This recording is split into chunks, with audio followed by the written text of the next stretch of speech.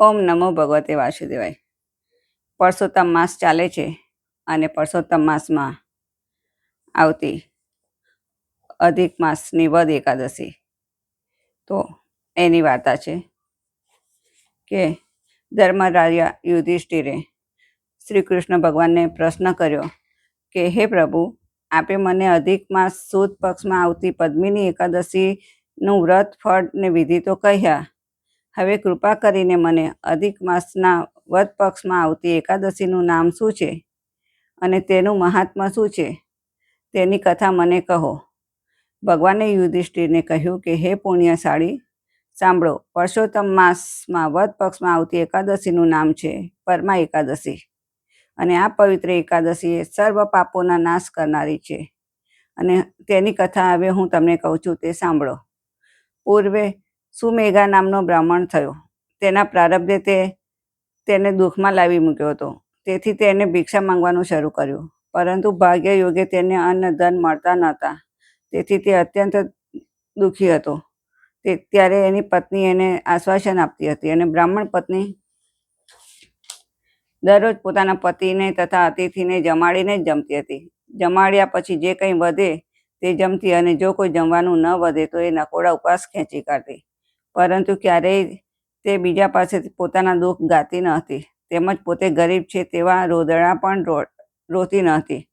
આ બધી હકીકત બ્રાહ્મણ જાણતો હતો. મનમાં ને મનમાં પત્નીનું દુઃખ જોઈને બળ્યા કરતો હતો. એક દિવસ તેણે તેની પત્નીને કહ્યું કે હે ભાગ્યવાન, તે મારા જેવા કંગાળની સાથે શા માટે તારો જીવન સંસાર માંડ્યો? મારા ભાગ્યમાં તો સુખ લખાયું જ નથી, અને તેથી તારે પણ દુઃખી થવાનું, એ ક્યાંનો ન્યાય?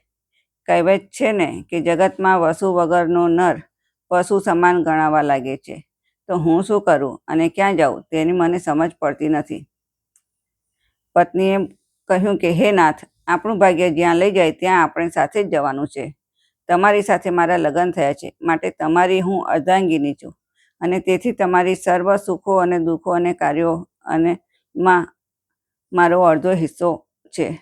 માટે સુખ હોય કે દુઃખ હોય તેમાં મારો ભાગ છે. કર્મયોગે ગયા ભવમાં આપણે કોઈ દાન પુણ્ય નહીં કર્યા હોય, તેથી આપણે આ ગરીબીનું કષ્ટ ભોગવવાનું આવ્યું છે.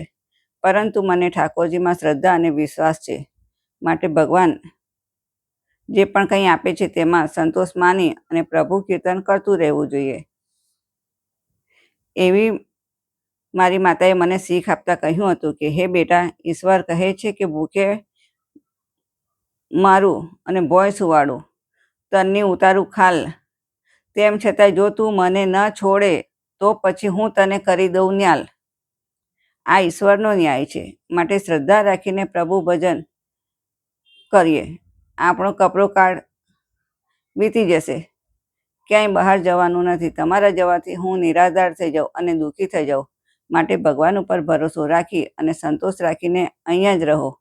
આમ બ્રાહ્મણી તેના પતિને આશ્વાસન આપે છે અને સમજાવે છે. સમય જતાં એક દિવસ એમને ત્યાં કૌટિલ્ય નામના ઋષિ પધાર્યા. બ્રાહ્મણે અને બ્રાહ્મણીએ તેમનું સ્વાગત કર્યું. પછી નિયમ મુજબ અતિથિને અને પતિને ભોજન કરાવ્યું. કૌટિલ્ય મુનિએ તેના ઘરની પરિસ્થિતિનો ખ્યાલ આવી ગયો હતો, પરંતુ તેઓ કંઈ બોલ્યા નહીં. ત્યારે પેલી બ્રાહ્મણીએ ઋષિને 2 હાથ જોડી અને પૂછ્યું કે બાપજી, અમારા ઉપર આપ કૃપા કરીને એવો કોઈ ઉપાય બતાવો કે જેથી અમારું આ દારિદ્ર્ય ફીટે. ઋષિએ બ્રાહ્મણીને કહ્યું કે સાંભળો. સર્વ પાપોનો નાશ કરનારી, દુઃખ અને ગરીબીને ટાળનારી, પરમ પવિત્ર એવી પુરુષોત્તમ માસમાં વદ પક્ષમાં આવતી પરમા એકાદશી છે. અને તે એકાદશીનું વ્રત અને ઉપવાસ વિધિપૂર્વક અને શ્રદ્ધા અને ભક્તિભાવથી જો તમે કરશો તો અવશ્ય પ્રભુ કૃપા ઉતરશે, અને એકાદશીના વ્રત ઉપવાસના ફળ અને પ્રભાવથી તમારી ગરીબીનું કષ્ટ દૂર થશે.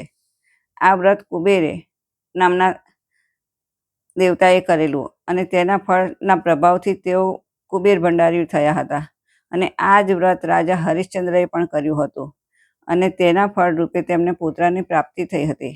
માટે તમે બંને વિધિપૂર્વક આ એકાદશીનું વ્રત અને ઉપવાસ કરો. રાત્રે જાગરણ કરજો, અને જાગરણમાં આખી રાત હરિકીર્તન અને સ્મરણ કરજો.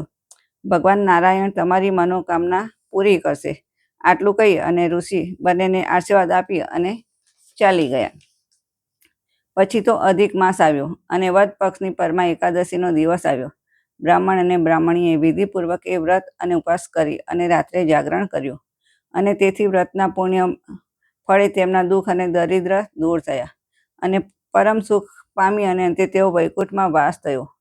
હે ધર્મરાજા, આથી જ આ પરમાં એકાદશી જે પણ કોઈ નર ને નારી શ્રદ્ધા ભક્તિભાવથી જાગરણ કરીને વ્રત અને ઉપવાસ કરે છે તેમને બ્રાહ્મણ અને બ્રાહ્મણીને જેવા ફળ મળ્યા એવા ફળ મળે છે અને અંતે વૈકુંઠમાં વાસ થાય છે. બોલો જય શ્રી કૃષ્ણ. તો આ હતી અધિક માસની વદ પક્ષની પરમાં એકાદશીની વાર્તા કથા. તો આ વખતની આ પરમાં એકાદશી આવે છે 11 તારીખને ગુરુવારે. તો તમે બધા પણ અધિક માસમાં આવતી આ એકાદશી, આમ તો આપણે વર્ષની 12 એકાદશી આવતી હોય છે, 12 ને 12 એવી 24 આવતી હોય છે, પણ અધિક મહિનામાં જે 2 એકાદશી ઉમેરાય છે અને એ અધિક માસનું ફળ તો આમાંય આપણને જાણીએ છીએ કે અધિક માસમાં આપણને જે કરીએ એના કરતાં આપણને ડબલ થઈને મળે છે. તો એવો પાવન પવિત્ર પરસોત્તમ માસ ચાલે છે અને આ એના વદ પક્ષની એકાદશી છે. તો તમે બધા પણ આ એકાદશીનો લાભ જરૂરથી લેજો. જય શ્રી કૃષ્ણ.